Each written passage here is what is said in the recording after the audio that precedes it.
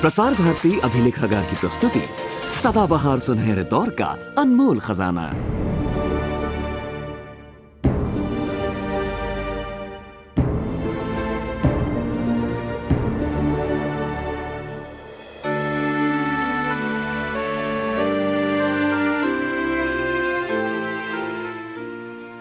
26 जनवरी की परेड से एक दिन पहले एक राजनीतिक पक्ष के नेता को गबन के इल्जाम में गिरफ्तार करके जेल में डाल दिया गया। जवाब में पार्टी वर्कर ने पूरे प्रांत में बंद का ऐलान कर दिया। दुकानें और संस्थाएं जबरदस्ती बंद की गईं। सड़कों पर यातायात रोक दिया गया।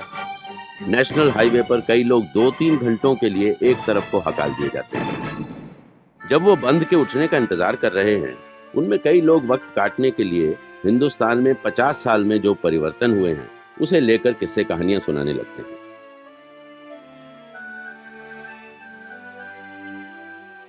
तीसरी कहानी जोगिंदर सिंह सुनाने वाले हैं, जो कृषि विज्ञान के अध्यापक हैं और साथ में तरक्की पसंद किसान भी।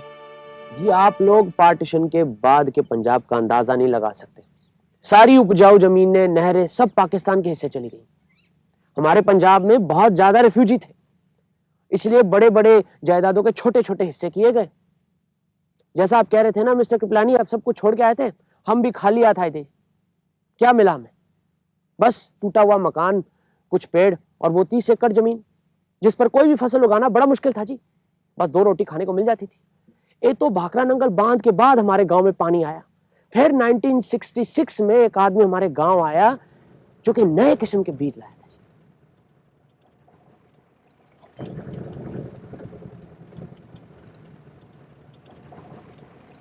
ये सरपंच गुरतेज सिंह का मकान कहाँ है?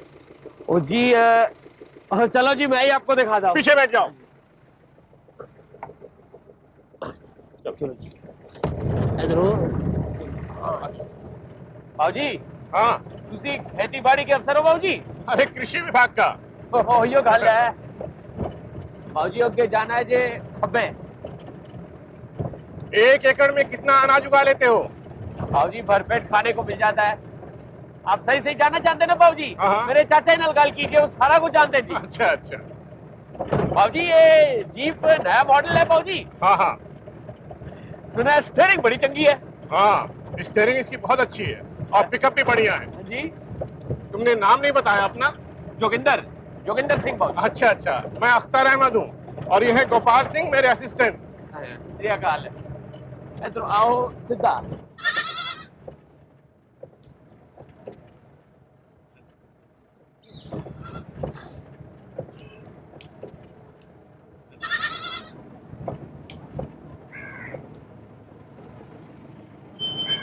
आ गया जी बाबूजी।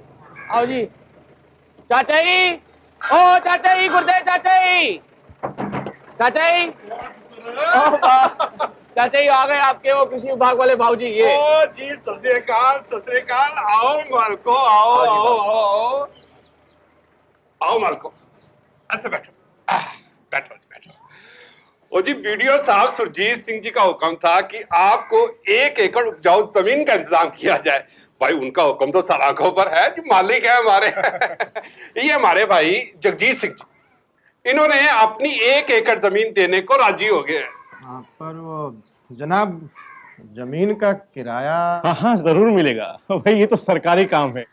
चंगा, पर तुसी इस इलाके दे नहीं लगदे? हाँ जी, मैं रामपुर यूपी का हूँ। अख्तर अहमद खान नाम है मेरा। हाँ, तुसी मुस्लिम हो? आपको कोई एतराज है? ना, मैं तो ओ जी, हम सोच रहे थे कि आप अपने बीवी बच्चों के साथ आएंगे। हाँ, पर हाँ, उनको हाँ। नहीं लाया? मेरी बीवी जालंधर रह गई है। असल में बच्चा भी बहुत छोटा है। क्या मैं कल से काम शुरू कर सकता हूँ? हो जी, बिल्कुल। मुझे 2-3 आदमी चाहिए होंगे। ओ जी, यही मुश्किल है, यहाँ पर आदमियों की बड़ी परेशानी है जी। और हम लोगों के ठहरने का क्या होगा? अजय, उसका इंतजाम तो गुरतेज पाजी ने पहले ही कर दिया है। अपना ही एक मकान आपके लिए खुलवा दिया है। अच्छा, रहने लायक है मकान, और हमारे बीडीओ साहब भी उधर ही ठहरते हैं जब भी आते हैं। हाँ, पिछली बार भी आए थे तो उधर ही ठहरे थे। बस छोटा सा है जी, बस क्या करें। चिंता ना करो बाबूजी, सब हो जाएगा ठीक जी। शुक्रिया शुक्रिया। ओए, तेनू पता है किड्डी फिल्म हैगी? ये तो पता नहीं, पर लगता धर्मेंद्र दी होगी। भाइयों और बहनों, आप लोगों को पता चल ही गया होगा कि हम यहाँ आपके गांव क्यों आए हैं। एक नई नस्ल का गेहूं है जिसे हाइब्रिड यानी संकर जात का गेहूं कहते हैं। उसी के प्रचार के लिए हमें यहाँ भेजा गया है। आप लोग पहले ये फिल्म देख लीजिए, इसके बाद आप लोगों के जो भी सवालात होंगे उनका जवाब देने की मैं कोशिश करूंगा। गोपाल सिंह, शुरू करो।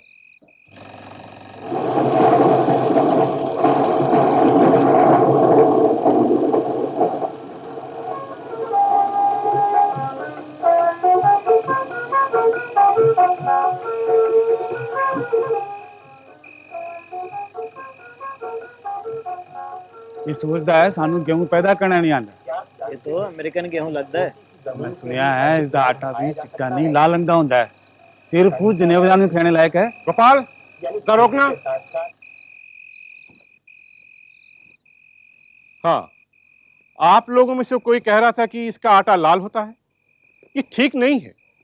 देखिए, ये बीज कल्याण सोना कहलाता है और इसकी रोटियां मैंने खुद खाई हैं।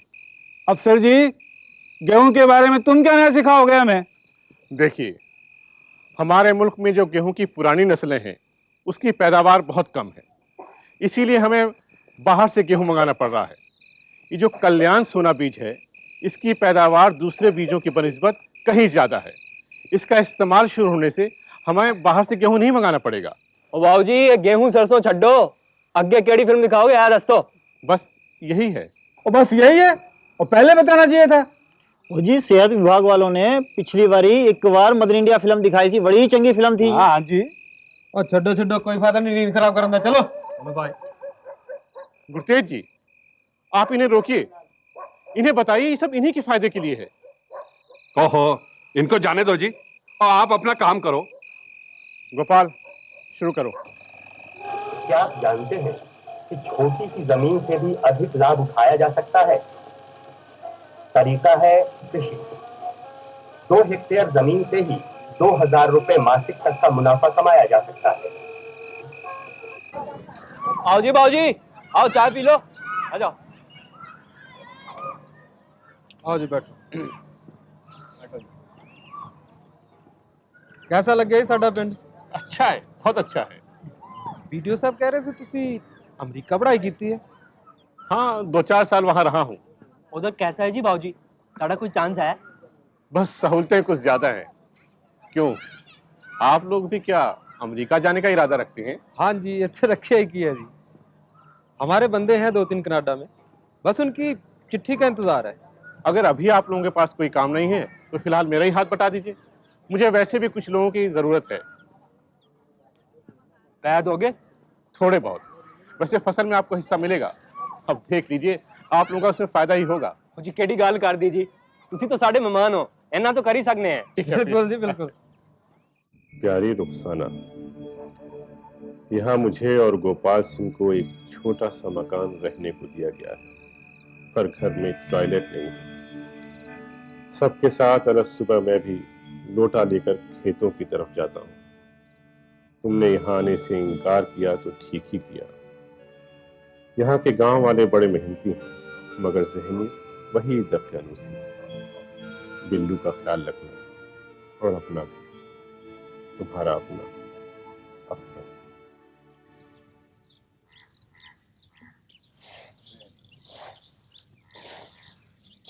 की कर रहे हैं बाबूजी? देसी खाद और दवाइयाँ बीज के साथ मिलाई जाती हैं ताकि अंकुर जल्दी फूटे और बीमारियां भी दूर रहें। फिर सूखने में 1 हफ्ता लगता है इनके। पर असी तो सीधे जमीन च बीज पाउंदे आ। ऐसा है कि देसी आम के मुकाबले कलमी आम के बहुत नखरे होते हैं। उसी तरह इस हाइब्रिड गेहूं का भी चक्कर है। ताकि पैसे भी ज्यादा मिलेंगे बाबूजी, कलमी आम दी तरह। आप खुद देख लीजिएगा भाई, जब पैदावार बढ़ेगी तो आमदनी भी बढ़ेगी। लगे रहा बादशाह, चंगी कसरत है, और जोर लगा, और जोर लगा, चंगी कसरत है। चल और जोर लगा तू, और शाबाश है। आओ हंसले जोगिंदर, हंसले, बाद में पछताएगा। ओ बिच कार खड़ोना की करना पे है। आओ अख्तर मेरी जान, हम सब यहाँ राजी खुशी हैं और उम्मीद है तुम भी ठीक से होगे। तुम्हारा खत मिला तो तुम बेसाख्ता याद आए। बिल्लू रोज शाम को तुम्हारे घर आने का इंतजार करता है और फिर मायूस हो जाता है। वो अब मुझसे अकेले नहीं संभल रहा है। कुछ महीने बाद उसे स्कूल में दाखिल करना पड़ेगा। तुम्हारा एडमिशन के सिलसिले में यहाँ आना बहुत ज़रूरी है। अपनी सेहत का ख्याल रखना। हम दोनों की तरफ से प्यार, तुम्हारी रुखसाना।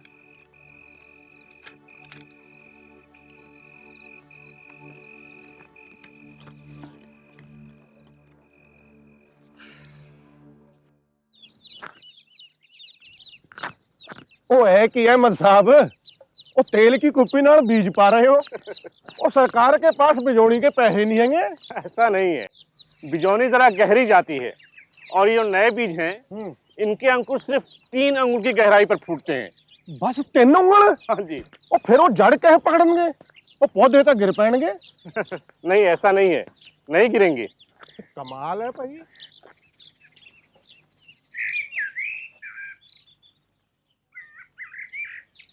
सत श्री अकाल चाची। सत श्री अकाल। ओ जोगिंदर, ਜਦੋਂ ਸਰਕਾਰੀ ਖੇਤਾਂ ਵਿੱਚ ਪਾਣੀ ਹੋ ਜਾਵੇ तो मेरे ਖੇਤਾਂ ਵਿੱਚ ਛੱਡ ਦੇਈ। सरकारी डीजल है चाचा जी। ਉਹ ਮੈਂ ਡੀਜ਼ਲ ਦੀ ਗੱਲ ਕਿੱਥੇ ਕਰ ਰਿਹਾ, ਮੈਂ ਤਾਂ ਪਾਣੀ ਵਾਸਤੇ ਕਹਿ ਰਿਹਾ। ਉਹ हेरा फेरी ਦਾ ਕੰਮ मैं नहीं करता चाचा जी। ओला ऐ की गल हुई? चल और कुछ ले नहीं। मैं मुझे काम नहीं करता चाचा जी। चंगा पुत्र चंगा, याद रखी तू चाचे नू मना किता है।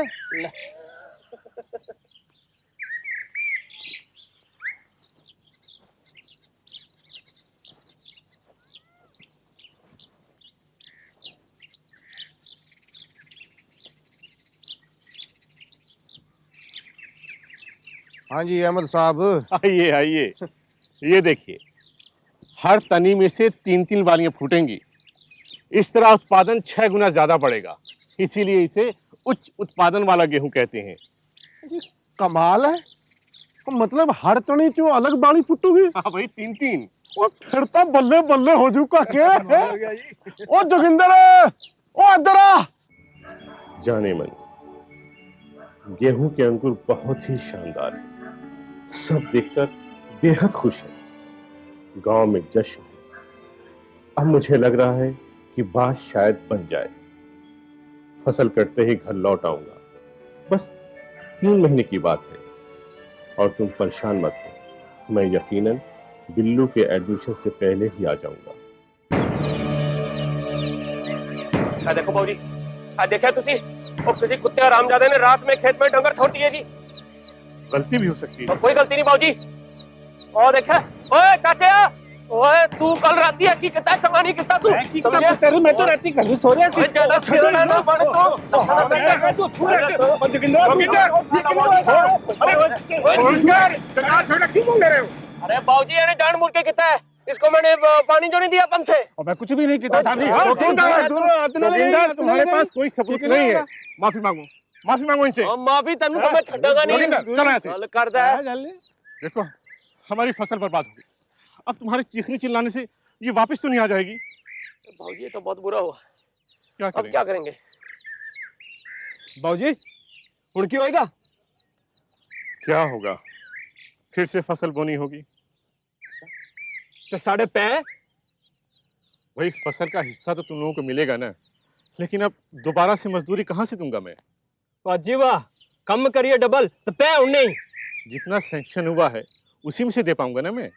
तो ठीक है पैर, कटाई के टाइम आ जाएंगे हिस्सा लेने, और बिना पै दोबारा काम नहीं करांगे। सुनो, मैं और पैसों की कोशिश करता हूँ।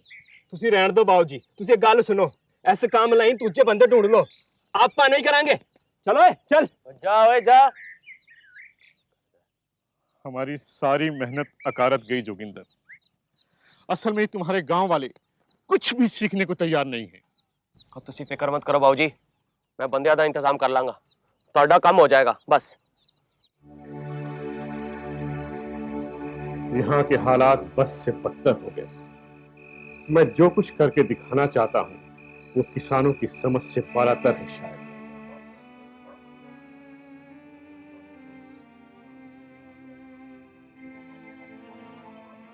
बस वक्त और पैसा बर्बाद हो रहा है। ये लोग अपना फायदा भी नहीं पहचानते। इसीलिए मैंने डॉक्टर नाथन को लिख दिया है कि मेरा यहाँ फील्ड से फिर हेडक्वार्टर्स तबादला कर दें। तुम भी इंस्टीट्यूट जाकर एक बार उनसे मिलाना, भले आदमी है। फैमिली ग्राउंड्स का हवाला दोगी तो जरूर मुझे वापस बुला लेंगे। तुम्हारा अपना अख्तर। ये तो बड़ी निराशाजनक कहानी रही सर। ऐसा नहीं, मैंने तो बड़ी मिन्नतें की, हाथ पैर जोड़े और अपने दोस्तों को काम पे लगा दिया। कल्याण सोना बीज ने मुझ पर भी अपना जादू कर दिया था। फिर पहली बार फसल नष्ट हुई तो आपने क्या किया, ये तो आपने बताया नहीं। जी दोबारा कल्याण सोना के बीज बो दिए और अहमद बाबूजी की हिदायत के मुताबिक सब कुछ टिप टाप कर दिया।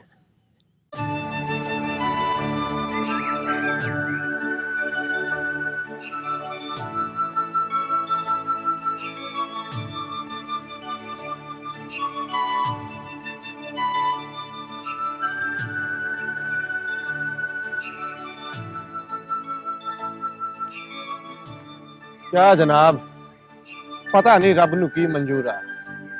ਉਹ ਇੰਨੀ ਮਿਹਨਤ ਕੀਤੀ है 2-2 ਵਾਰੀ ਤੇ फसल पता नहीं कम जी होएगी कि नहीं होएगी। होगी, बिल्कुल होगी।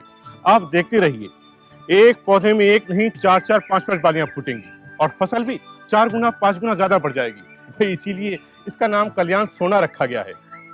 चंगा जी चंगा, एक गल हैगी तो फसल के बाद थोड़े बीज सानू भी दे देना, अच्छी भी कोशिश करेंगे जी। जरूर देंगे, लेकिन पहले बालियां पक जाएं तो उन्हें टेस्ट के लिए इंस्टीट्यूट भेजेंगे। नतीजा सही निकला तो आपको दे देंगे। हाँ जी हाँ जी। अहमद बाबूजी का कहना सच निकला, फसल वाकई बड़ी चंगी निकली। सबकी नजरें देखकर ललचाने लगी।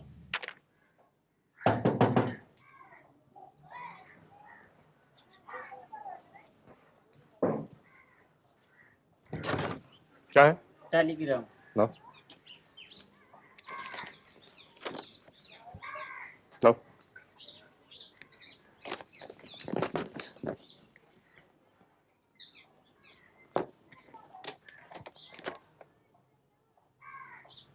और चोर साले, कमीने, हरामजादे, एक एक दाना नहीं निकला माँ के जनों से। मेरा नाम जोगिंदर नहीं जी। क्या हुआ? बाबूजी पुलिस बुलाओ, आप सारी फसल काट के ले गए। बाबूजी क्या कह रहे हो?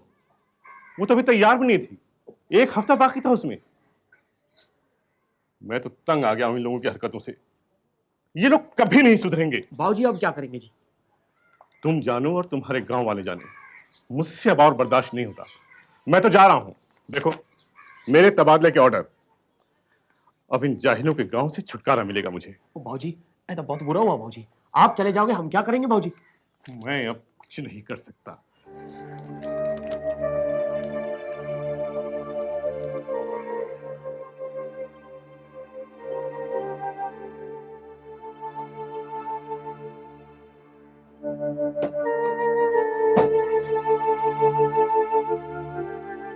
बाबूजी मत जाओ बाबूजी, अब जैसा बोलोगे वैसा ही करेंगे बाबूजी। जोगिंदर, मैं तो जा रहा हूँ। साहब जी गलती होगी साहब जी, अब दोबारा नहीं होगी साहब जी। अब कोई फायदा नहीं है, मेरा तो तबादला भी हो गया। जनाब अभी तो काफी काम अधूरे पड़े हुए हैं। और साहब जी हमें कटाई के बारे में तो कुछ भी नहीं पता है। और जनाब बस फसल के एक पूरी होने तक रुक जाओ, कटाई तक। उसमें 6 महीने और लगेंगे और फिर मेरे खुद के घर के बहुत सारे काम हैं। बच्चे का स्कूल में दाखिला कराना है। उसकी आप चिंता मत कीजिए, हजूर बीवी बच्चों को यहीं ले आइए। हाँ। हम बड़ा सा मकान बना देंगे। एकदम शहरी कोठी जी, टिप सुनिए टॉप। सुनिए, जरा मेरी बात सुनिए। अगर आप लोग वाकई नए बीज का इस्तेमाल सीखना चाहते हैं तो एक अर्जी डिपार्टमेंट भेजिए, वो किसी नए आदमी को भेज देंगे। बाबूजी उसमें तो बड़ा टाइम लग जाएगा। 6 महीने और साल भर भी लग सकता है। हम लोगों के बहुत सारे डिमॉन्स्ट्रेशन प्रोजेक्ट चल रहे हैं, कोई फारिग होगा तभी आ पाएगा। तब तक हम ऐसे ही बैठे रहे जनाब, मेरा मतलब कोई और तरीका है नहीं? हाँ, एक काम हो सकता है। आप लोग ऐसा कीजिए कि अपने में से किसी एक आदमी को इंस्टीट्यूट भेज दीजिए। 6-8 महीने में वो काफी कुछ सीख सकता है। चलो।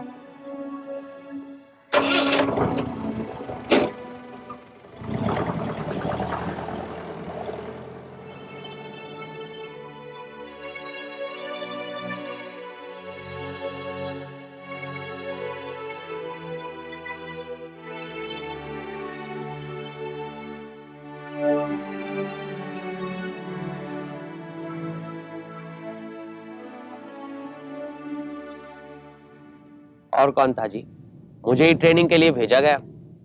फिर मैंने वापस आकर सब लोगों को कल्याण सोना लगाने का तरीका बताया और हमारे गांव का नक्शा ही बदल गया। फिर मुझे भी कुछ कृषि विज्ञान का चस्का लगा और मैंने एग्रीकल्चरल कॉलेज में कोर्स किया। अब देख लो, आज वहीं पे इंस्ट्रक्टर हूँ जी। हर क्षेत्र में पुरानी व्यवस्था को समय समय पर बदलना पड़ता है, नहीं तो पूरा ढांचा ही बैठ जाता है। तो तुसी बिल्कुल करेक्ट हो जी। वक्त के साथ नहीं चलेंगे तो पीछे रह जाएंगे। उन तुसी देख लो, हरित क्रांति के पहले हमारे 35 करोड़ लोगों के लिए अमेरिका से अन्न मंगवाया जाता था। आज हमारी आबादी 100 करोड़ है, लेकिन आज अनाज काफी है, भरपेट सब लोगों को खाना मिल जाता है जी। जोगिंदर जी, हरित क्रांति आप जैसे किसानों के लिए तो ठीक है, लेकिन एक बटाईदार किसान प्रोग्रेसिव फार्मर नहीं बन सकता। अब जिस जमीन पे वो हल जोतता है वो उसकी है ही नहीं, तो उसके लिए कष्ट क्यों उठाएगा? आपका मतलब हरित क्रांति छोटे किसानों के लिए बिल्कुल बेकार है? पर मेरे विचार में अगर ये छोटे छोटे किसान मिलकर एक कोऑपरेटिव बनाकर अपनी फसल को बेचें और खाद वगैरह ये खरीदें तो इससे उनको बहुत फायदा हो सकता है। किसानों के कोऑपरेटिव्स? अरे जनाब, ये हमारे यहाँ चलने वाले नहीं है। सिर्फ पैसा और सत्ता हथियाने के तरीके बन गए हैं कोऑपरेटिव्स। देखो भाई, मैं तो जानवरों का डॉक्टर हूँ, I am veterinarian you know, और मेरे अनुभव के अनुसार दूध कोऑपरेटिव बनने से किसानों को बहुत फायदा हुआ।